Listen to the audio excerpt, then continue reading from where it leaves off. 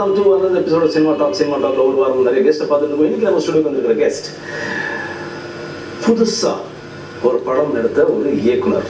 புதுசா அப்படின்னு சொல்லும்போது நான் வந்து என்ன சொல்ல வரேன்னாக்க அந்த படமே ஒரு it was a new film, it was a good film. அந்த படத்தோட இயக்குனர் இங்கே வந்திருக்காரு. ராட்டினம் படத்தோட இயக்குனர் தங்கசாமி சார் இங்கே இருக்காரு. சார் வணக்கம். வணக்கம் சார். ஒரு புது படம், புதுசு அப்படின்னு ஒரு வார்த்தை யூஸ் பண்ணேன் சார். உங்களை வந்து ஒரு புதிய இயக்குனராக சொல்லாமல் அந்த படத்துலேயே ஒரு ஃப்ரெஷ் ஃபீல் இருந்தது.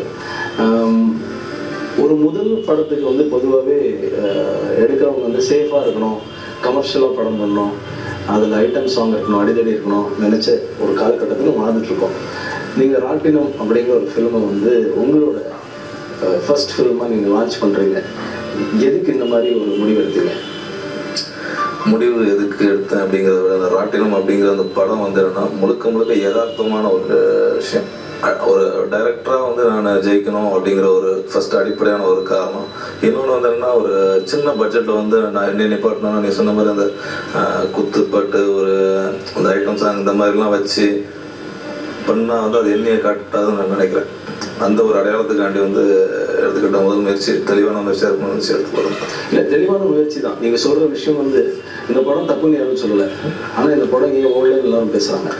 கண்டிப்பாக ஓடி இருக்க வேண்டிய படம், பெருசாக போக வேண்டிய படம், ஏன்னா எல்லாராலையும் வந்து விரும்பப்பட்டு இருக்கிற படம். இப்போ வரைக்கும் பார்த்தவங்க ஏதோ ஒரு சிடியில் பார்த்துட்டு எங்கேயோ ஒரு நெட்டில் வந்து டவுன்லோட் பண்ணி பார்த்துட்டு இப்போ வரைக்கும் எனக்கு ஃபோன் பண்ணிட்டு இருக்காங்க. நான் ரொம்ப நல்ல படம் கொடுத்துருக்கு. என் வரலில் ஃபுல்லாக பார்த்தீங்கன்னா டோட்டலாக வந்து அந்தளவுக்கு ரிவ்யூ. ஒரு படம் பார்த்துட்டு உட்காந்து ஒரு 2 பக்கம் 3 பக்கத்துக்கு எழுதி அனுப்பணும் அப்படிங்கிறது கட்டாயம் அவங்களுக்கு கிடையாது. ஆனால் அந்த அளவுக்கு பண்ணிக்கிட்டு இருக்காங்க. இப்போ வரைக்கும் நடந்துட்டு இருக்கு. கண்டிப்பாக போக வேண்டிய படம். என்ன காரணங்களால் போகலை அப்படிங்கிறது தெரில. இன்னும் தெரியலையா? தெரிஞ்சிருக்கு. அது என்னென்னு வச்சுங்களேன், ஒரு கொண்டு போய் சேர்க்க வேண்டியவங்க கரெக்டான இடத்துல கொண்டு போய் சேர்க்கல, அவ்வளோதான். இல்லை, ஒரு பொதுவாகவே ஒரு படம் இப்போ நீங்கள் வந்து உங்கள் டிசிஷன் கரெக்டாக இருக்குன்னு சொல்லிட்டீங்க. அதாவது நான் வந்து ஒரு நல்ல படம் எடுக்கணும், நான் ஒரு இயக்குனருக்கு அதை காமிக்கணும், எனக்கு இந்த மற்ற ஃப்ரில்ஸ்லாம் தேவையில்லை, இந்த ஒரு குத்துப்பாட்டு ஒரு அடிதல்லாம் தேவையில்லை, இது ஒரு யதார்த்தமான படமாக இருக்கணும். அந்த யதார்த்தமான படம் நீங்கள் எடுத்துட்டீங்க. அந்த படம் நல்லா இருக்குதுன்னு எல்லாரும் பேசிட்டாங்க, ப்ரெஸ்ஸில் பேசிட்டாங்க, பார்க்குறவங்களும் பேசிட்டாங்க. அது ஜெயிக்கலை அப்படிங்கும்போது ஒரு கோபம், ஒரு வருத்தம் இருக்கும்ல. கண்டிப்பாக கோபம் நிறையா இருக்குது, வருத்தம் அதை தாண்டி இருக்குது. ஆனால் வந்து ஜெயிக்கலை அப்படின்னு சொல்லி கண்டிப்பாக சொல்ல முடியாது. ஏன்னா வந்து எங்கள் ப்ரொடியூசருக்கு நான் என்ன பண்ண வேண்டியது அந்த விஷயத்தை சேவ் பண்ணிட்டோம். ஆனால் இது வரைக்கும் மக்களால் விரும்பப்பட்டுகிட்டே இருக்கு இந்த படம். அந்த ஒரு விஷயம் வந்து எனக்கு ரொம்ப சந்தோஷம் தருது அது. ஆனால் இப்போது இன்னைக்கு வரைக்கும் வந்து படம் பார்த்தவங்க யாரும் தப்பாக சொல்லலை. படம் பார்க்க தான் வைக்கல நான் அவங்கள. அதுக்கான சோர்ஸ் தான் வந்து கொஞ்சம் கம்மியாயிடுச்சு. உங்களுக்கு வந்து கரெக்டாக போய் சேரல அப்படிங்கிற ஒரு விஷயம் தான் இருக்குது. கரெக்டாக போய் சேர்க்குறேன்னு சொல்லி நான் சொல்லி கொடுத்த நிறுவனங்கள் வந்து அது கரெக்டாக பண்ணலை அவங்க. சார், பொதுவாக இந்த ஷோவில் நாங்கள் என்ன சொல்லுவோம்னா, டிவிடியில் படங்கள் பார்க்காதீங்க, தேட்டரில் போய் பாருங்கள், ஃபேமிலியோட போய் பாருங்கள், இது எல்லாமே நாங்கள் சொல்லுவோம் சார். பட் உங்களை மாதிரி இயக்குனர்கள் நீங்கள் எடுத்த நல்ல படங்கள் மக்களுக்கு போய் சேரத்துக்கு முன்னாடி தேட்டர் விட்டு வெளில போகும்போது இந்த படத்தை தயவுசெய்து டிவிடியில் பாருங்கன்னு நாங்கள் ஷோவில் சொல்ல முடியாது. பட் என்ன சொல்லுவாங்க, எப்படியாவது பார்த்துருங்கன்னு சொல்லுவோம். பட் என்னன்னா ஒரு வருத்தம் எனக்கும் இருக்குது. ஒரு கிரியேட்டராக நான் அவங்களை பார்க்கும்போது இது தப்பாச்சு, ஒரு ஜெயிச்சிருக்கணுமே. அதாவது ரொம்ப நிறைய பேர் வந்து வேற ஒரு படத்தோட ஒப்பிட்டு பேசினாங்க. அந்த படம் பெரிய ஹிட்டான படத்தை ஒப்பிட்டு பேசினாங்க. இந்த படம் அந்த மாதிரி போக வேண்டிய ஒரு படம். அந்த இயக்குனர் கிடைச்ச அங்கீகாரம் இவருக்கு கிடைச்சிருக்கணும். இதெல்லாம் நாங்களே கேட்குறோம். அதாவது சார், அதுக்கு உருவாக்குறதுக்கு ஒரு ஆள் இருக்காங்க. இன்னைக்கு வரைக்கும் வந்து பேக் போனாக இருந்து செயல்பட்டு இருக்காங்க. வந்து இப்போ நேற்று வந்து ஒரு படத்துக்கு வந்து கரெக்டாக வந்து 50 days ஒர்க் சொல்கிறாங்க. இன்னைக்கு வந்து இந்த படத்துக்கு வந்து ஓட்டல. ஆனால் வந்து படம் வந்து 30 நாள் வந்து எந்த வித விளம்பரம் இல்லாமல் ஓடிருக்கு. ஆக்சுவலாக வந்து எங்கள் ஏரியாவில் இருக்கிற ஒரு எம்எல்ஏ வந்து எனக்கு ஃபோன் பண்ணுறாரு. தம்பி, உங்கள் படம் பார்த்தேன், நம்ம ஊரை பற்றி நல்லா எடுத்துறீங்க, ரொம்ப வாழ்த்துக்கள் அப்படின்னு சொல்லிட்டு எனக்கு ஃபோன் பண்ணுறாரு. நம்பர் வாங்கி ஃபோன் பண்ணுறாரு. ஃபோன் பண்ணோன்னா எங்கெங்க பார்த்தீங்க, நான் படம் எங்கே ஓடுதுன்னு கேட்டேன். இங்கே சத்தியமங்கலம் எஸ்கேப்பில் ஓடிட்டு இருக்கு அப்படின்னாரு. அப்படிங்கும்போது எனக்கு ஓடுறதே வந்து எனக்கே தெரியாது. எவ்வளோனா இருந்துச்சு கூட்டம் அப்படின்னா அது 70% இருக்குப்பா அப்படின்னாரு. ஆனால் படத்தை வந்து அது வந்து 3 நாள் படத்தை எடுத்துட்டாங்க. ஆனால் அதை வந்து கொண்டு போய் சேர்க்கறதுக்குரிய ஆளுங்க வந்து சேர்க்கல. அது எதுக்காக உங்ககிட்ட ஒப்படைச்சிருந்தா என்னைக்கு வந்து இந்த படம் வந்து என் கையை விட்டு டைரக்டர் கையில் வந்து வெளியில் போச்சோ அன்னைக்கு வந்து இந்த படம் அன்னையிலேருந்து இந்த படத்துக்கு வந்து அது வரைக்கும் பெருசாக இது பண்ணிட்டு இருந்துச்சு. எப்போ நான் விலகி கொஞ்சமே நான் வெளியில் வரணும் அன்னையிலேருந்து படம் என்ன விட்டு விலகி போயிட்டு இருந்துச்சு. அதுதான் வந்து ஒரு இந்த படத்தை வந்து ஒரு அதாவது சொன்ன மாதிரி ஒரு தாய்கிட்ட கையிலேருந்து கை நழுவி போகிற குழந்தை மாதிரி அனாதை ஆயிடுச்சு. அவ்வளோதான். ஏன்னா ஒரு 50 days வந்து கூட கண்டினியூவாக நானே பர்சனலாக எடுத்து பண்ணா கூட நான் எல்லாமே அக்ரிமெண்ட் சைன் பண்ணிட்டேன், எல்லாமே கொடுத்துட்டேன். அது எப்படி எடுத்து என்னால் பண்ண முடியும்? புரியுது. அந்த மாதிரி ஒரு எனக்கான அங்கீகாரம், என்னோட ப்ரொடக்ஷன் ஹவுஸ் என்ன நம்பி பணம் போட்ட ப்ரொடியூசருக்கான அங்கீகாரம் கூட இது கிடைக்கல. ஒரு 25 நாள், ஒரு 50 நாள் அப்படின்னு ஒரு விஷயத்த வந்து வெளிப்படையாக நீ வந்து வாயிலே நிறைய படங்கள் வந்து தேட்டர் வந்து ஷிஃப்டிங் போகுது. ஷிஃப்டிங் போகிற தேட்டரை வச்சுக்கிட்டு 50 நாள் 100 நாள் சொல்லி வால் போஸ்ட் விட்றாங்க. அந்த விஷயத்தை நானே என்ன பண்ணாமல் இன்னைக்கு என் படம் வந்து ஷிஃப்டிங்கில் வந்து நிறைய தேட்டரில் வந்து நல்லா போயிட்டு இருக்கு. என் படத்தை எடுக்கிறாங்க, சவுத் சைடில் வந்து என் படத்தை தூக்கிட்டு 3 நாள் வந்து ஒரு படம் பெரிய படத்தை போடுறாங்க. 3 நாள் வச்சு அந்த படம் போகணும்னு அந்த படத்துக்கு திருப்பி ராட்டத்தை போடுறாங்க. இப்படிதான் போயிட்டு இருக்கு. இதை வந்து அந்த ப்ரொடக்ஷனுக்கு எடுத்துட்டு போறவங்க வந்து கரெக்டாக எடுத்துட்டு வந்து எனக்கு அந்த ப்ராப்ளம் இல்லையே. பட் இதில் ஒரு சிக்கல் இருக்குது சார். அதாவது நீங்கள் சொல்கிறீங்க, உங்களோட அந்த வேதனை எனக்கு புரியுது, உங்களோட அந்த வலியும் கோபமும் எனக்கு புரியுது. உங்களோட நிலைமை நான் அனுபவிச்சிருக்கேன்னே சொல்லலாம், அந்த அளவுக்கு நான் சொல்கிறேன். பட் இதில் வந்து நம்ம ஒரு படம் எடுத்துட்டோம், படத்தை வந்து ஃபர்ஸ்ட் காப்பி பார்த்துட்டாங்க. படம் வந்து அதுக்கப்புறம் அந்த ப்ரொடியூசர் அப்படிங்கிறது வந்து அது வரைக்கும் நமக்கு ஃபுல் ஃப்ரீடம் கொடுத்தவர் வந்து திடீர்னு இல்லை இதில் இது சரியில்லை, இது தப்பாக இருக்குது அப்படிங்கும்போது நீங்கள் ஒரு ட்ராவல் பண்ணியிருப்பீங்கள்ல, இந்த படத்தை ஆரம்பிச்சிருக்கிற ஒரு விஷயத்த வந்து கொஞ்சம் கொஞ்சமாக உங்கள் கை விட்டு போகும்போது எங்கேயோ அந்த படத்துக்கான தோல்விக்கு நீங்களும் காரணமாயிட்டீங்கிற தோணுதா? கண்டிப்பாக. யாரை நம்பி ஒரு விஷயம் பண்ணமோ அந்த அந்த அந்த ஒரு இடத்துல நான் கண்டிப்பாக தோணும். ஏன்னா அதுக்கப்புறம் வந்து என்னன்னா என்னை தேடி வந்து நிறைய பேர் வந்துகிட்டே இருக்காங்க. நிறைய பேர் வந்துகிட்டே இருக்கிறவங்ககிட்ட வந்து நம்ம பிஸ்னஸ் பேசும்போது வந்து அவர்கிட்ட நான் ஆல்ரெடி கொடுத்துட்டாங்க, ரொம்ப எனக்கு நம்பிக்கையான ஆள் அப்படின்னு சொல்லி எல்லா விஷயமே பண்ணி அக்ரிமெண்ட்லாம் சைன் பண்ணியாச்சு. ஆனால் என்கிட்ட கேட்குறவங்கள்ட்ட வந்து மிகப்பெரிய ஆட்களும் கேட்குறாங்க. எல்லாம் என்கிட்ட வந்து இவங்க படம் வாங்குறதுக்காண்டி என்னையை சேஸ் பண்ணி ஒரு 10 நாள் யாரை படிக்கணும் எப்படி அந்த மாதிரி சேஸ் பண்ணி தான் அந்த படத்தை வாங்கினாங்க. ஆனால் வந்து அந்த லெவலுக்கு நாங்கள் கொண்டு போய் சேர்த்துருக்கோம், அது சேர்க்கல. அந்த ஒரு ஆதங்கம் தான் எனக்கு ரொம்ப ஜாஸ்தி. பட் ஒரு வாரத்துக்கு அப்புறம் ஒரு போஸ்டர்ஸ் கூட ஒட்டலை, 2வது வாரம் போயிட்டு இருக்கு இந்த படம்னு தெரியாத அளவுக்கு என்ன ஒரு சிக்கல் நடந்தது? அது என்ன காரணம்னு தெரியல. திருப்பி நான் வந்து தூத்துக்குடியில் இருக்கிற அந்த என்னோட ப்ரொடியூசருக்கு அவருக்கு ஃபோன் பண்ணி, ஆக்சுவலாக வந்து எனக்கு ரிலேட்டிவாக எனக்கு ரொம்ப ஜவஹர் சார், அவங்க தான் வந்து அவர் தான் அந்த படம் ஆரம்பிச்சது. அவர்கிட்ட சொல்லி அவர் வந்து திருப்பி கேட்டு அதுக்கப்புறம் என்ன வால்பா சொல்லிட்டு அதுக்கப்புறம் வந்து ஒரு 10 நாளுக்கு அப்புறம் திருப்பி ஒரு வால்பா சொல்கிறாங்க.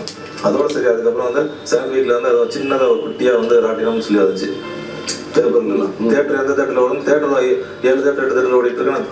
பப்ளிசிட்டி மட்டும் இல்லை, என்ன காரணம் என்ன ஒரு டிவி சேனல் சைட்லலாம் வந்து பார்த்தீங்கன்னு வச்சுக்கோங்களேன், அந்த ஒரு 3 days அந்த படம் வந்து ஆக்சுவலாக வந்து 1 week பிஃபோர் பப்ளிஷ் ஆச்சு அந்த படம் இருக்குன்னு தெரியும். ராட்டினம் இது ஏதோ பெரிய ஹீரோக்கள் கிடையாது, பெரிய டைரக்டர் கிடையாது, பெரிய ப்ரொடக்ஷன் ஹவுஸ் கிடையாது.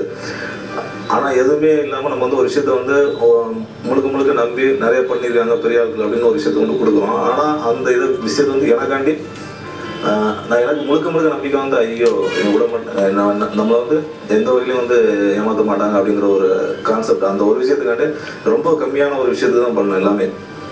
ஏன்னா யாருமே வந்து இதில் வந்து எந்த விதத்துலையும் ஒரு லாஸ் ஆகக்கூடாது அப்படின்னு ஒரு விஷயம். முதல்ல வந்து நம்ம சினிமாவுக்கு வந்து ஒரு 18 வருஷம் ஆச்சு. இந்த 18 வருஷத்தில் வந்து நடிக்கணும்னு வந்தேன். வந்து ஒரு டைரக்ஷன் சொல்லி ஒரு என்னையை நம்பி வந்து அந்த தயாரிப்பாளர் வந்து பணம் போடுறாங்க. அது வந்து என்னன்னா எனக்கு வந்து சரி என்ன இவ்வளோ நாள் வந்து பண்ணாமல் இருக்க ஒன்றும் பண்ணாமல் இருக்கானே அப்படின்னு சொல்லி அதில் அந்த ஒரு விஷயம் இருக்குது. அப்படி பண்ணும்போது அதை வந்து கரெக்டாக கொண்டு போய் சேர்ப்பாங்கிற ஒரு நம்பிக்கைக்கு மட்டும்தான் வச்சு தான் வந்து நம்ம கொடுத்தது. பெருசாக லாபம் சம்பாதிக்கணுமோ அப்படிங்கிற எந்த இடமும் கிடையாது. இப்போ வரைக்கும் வந்து எந்த விஷயத்தையும் போய் நம்ம அவங்ககிட்ட போய் டிமாண்ட் பண்ணி அது பண்ணி இது வரைக்கும் கேட்டது கிடையாது. ஏன் படத்தை கொண்டு போய் சேர்க்கல அப்படிங்கிற ஒரே ஒரு கேள்வி மட்டும் தான் எங்ககிட்ட. அதுக்கு பதில் வந்துச்சா? இல்லை, காரணம் தான் சொல்லுவாங்க, வேற என்ன சொல்லுவாங்க, படம் சரியில்லை அப்படின்னு சொல்லுவாங்க. படம் சரியில்லைன்னு சொல்ல மாட்டாங்க. படத்தில் ஆர்டிஸ்ட் இல்லை. ஏன்னா படத்தில் என்ன சொல்லுவாங்கன்னா நான் சில விஷயம் பண்ண சொன்னா பண்ணல அப்படின்னாங்க. அதெல்லாம் சொல்லி தானே படம் வாங்கினாங்க. படம் பார்த்துட்டு தான் படம் வாங்கினாங்க. படம் பார்த்துட்டு எல்லாரும் விரும்பி தான் அந்த படத்தை வாங்கினாங்க. எல்லாரும் அவங்களுக்கு தேவையான ஆட்கள் எல்லாரையும் போட்டு காட்டி எல்லா விஷயம் காட்டி எந்த வகையிலும் தப்பு பண்ணாத அந்த படம் அப்படிங்கிறது தான் கான்செப்ட். இது வரைக்கும் வந்து படத்துக்கு நெகட்டிவாக யாரும் ஒரு ரிசல்ட்டை சொல்லலை. அப்புறம் போய் சேர்க்கிறது தான் மிஸ்டேக் நடந்திருக்கு. ஒரு புது இயக்குனர் அப்படிங்கும்போது நிறைய ப்ரெஷர்ஸ் இருக்கும். ப்ரீ ப்ரொடக்ஷன், ஷூட்டிங், அப்புறம் இந்த படம் சேர்க்கிற ஒரு விஷயங்கிறது வந்து அது பெரிய ப்ராசஸ். அந்த ப்ராசஸை வந்து எப்படி எக்ஸ்பிளைன் பண்ணுவோம் எனக்கு தெரியல. அந்த ப்ராசஸில் இவரும் போயிருக்காரு. இவர் பண்ண படம் நல்ல படம், எல்லாரும் பேசப்படுற ஒரு படமாக இருக்குது. ஆனால் அதுக்கான அங்கீகாரம் ஒரு இயக்குனராக அண்ட் கமர்ஷியல் இந்த படத்துக்கு சக்ஸஸ் வரல அப்படிங்கிற ஒரு வருத்தமான ஒரு விஷயம் இருக்குது. நடந்தது என்ன அப்படிங்கிறது வந்து சார் கேட்டு தெரிஞ்சு stay tune. Will be back after very short commercial break.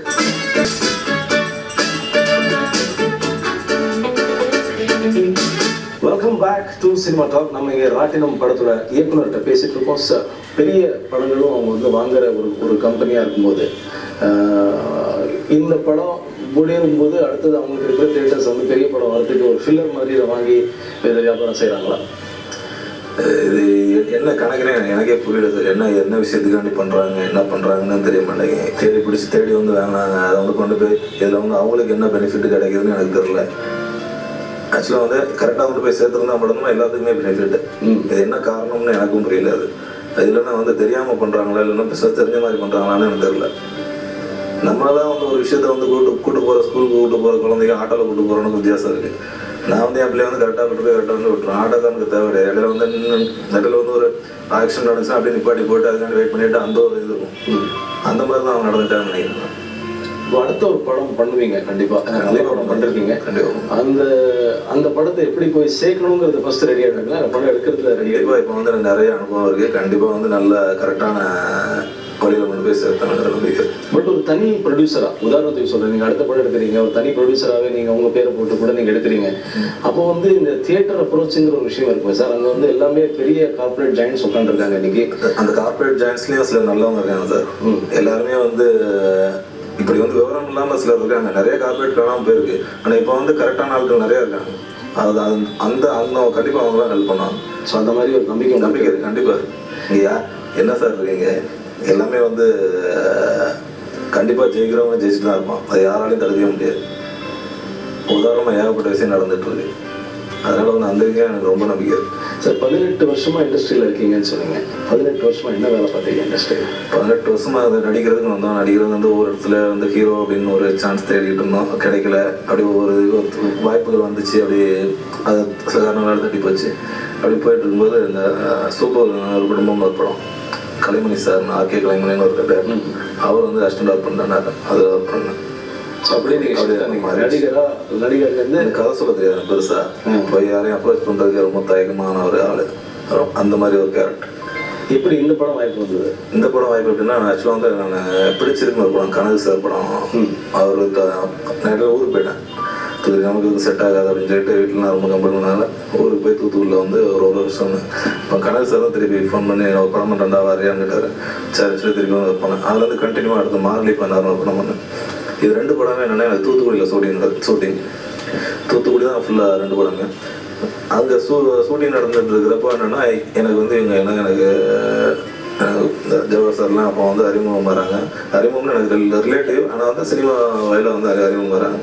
அறிமுகம் போது வந்து அப்படி ஒரு சின்ன நம்பிக்கை வருது. நம்மள நம்பிக்கை வரும்போது பண்ணுவான் அப்படிங்கிற ஒரு நம்பிக்கை வருது. அந்த நம்பிக்கைக்கு கிடைச்ச படம் தான் அந்த ராட்டினம். ரொம்ப வித்தியாசமான போஸ்டர் டிசைன்ஸ். உங்கள் படத்தை வந்து நானே போய் பார்த்ததுக்கான காரணம் டிசைன்ஸ் ஆஃப் போஸ்டர்ஸ் ரொம்ப வித்தியாசமாக இருந்தது. ஒரு மாதிரி எல்லோஸ் அண்ட் ப்ளூஸ் யூஸ் பண்ணுறீங்க. எல்லாமே அந்த போஸ்டர் டிசைன் வரைக்கும் உங்கள் கையில் இருந்தது. அதுக்கப்புறம் உங்கள் கை விட்டு போச்சா?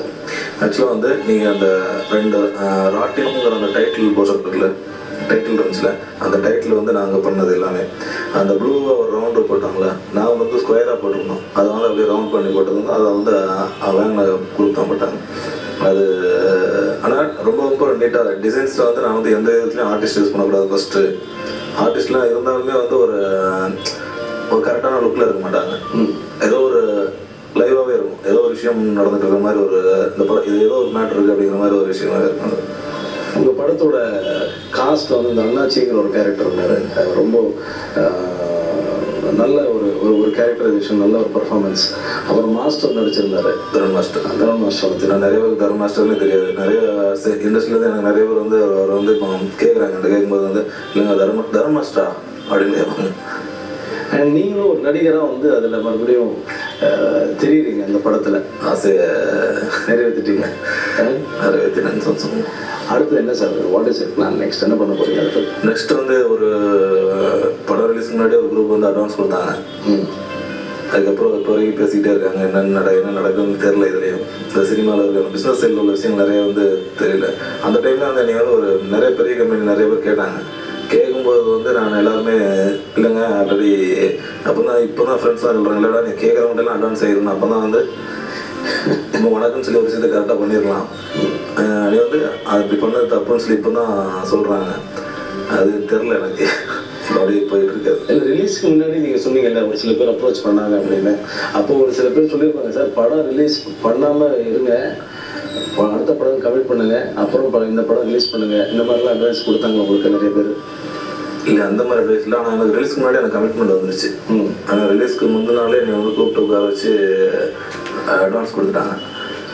ஓகே சரி இது ஒரு சேஃப்டி சைடு தான் அப்படின்னு சொல்லிட்டு நானும் அட்வான்ஸ் ஆகிட்டேன். ஆனால் அதுக்கப்புறம் நான் பண்ண தப்பு என்னென்னா, அடுத்தது வந்தாங்கல்ல பெரிய ஆட்கள் பேசும்போது நான் அவங்கள்ட்ட எல்லாத்தையுமே கமிட் பண்ணிட்டேன்னு சொல்லி உண்மையை சொல்லிட்டேன். அந்த விஷயம் நான் ஒரு படம் நல்ல படமா இருந்தாலும் கமர்ஷியலாக ஜெயிக்கல அப்படின்னா அடுத்த படம் கிடைக்கிறது ரொம்ப கஷ்டம் சினிமா இண்டஸ்ட்ரியிலன்னு சொல்லுவாங்க. இன்னும் நிறைய நாள் படங்கள் பண்ணனா அந்த இயக்குனர் காணாம போயிடுவாங்க கூட சொல்லுவாங்க. ஆனால் இவர்கிட்ட இருக்கிற திறமை என்னன்னாக்க அவர் அதை பற்றி கவலைப்படலை. நான் ஒரு நல்ல படம் பண்ணிருக்கேன், நான் ஒரு நல்ல இயக்குனருங்கிற பேர் வாங்கிட்டேன், கண்டிப்பாக அடுத்த படம் வரும் அப்படிங்கிற அளவில் உட்காந்துட்டு இருக்காரு. இங்கே தான் உட்காந்துட்டு இருக்காரு. இவர்கிட்ட பேசுறதுக்கு இன்னும் நிறைய இருக்கு. Stay tuned. Will be back after a very short commercial break.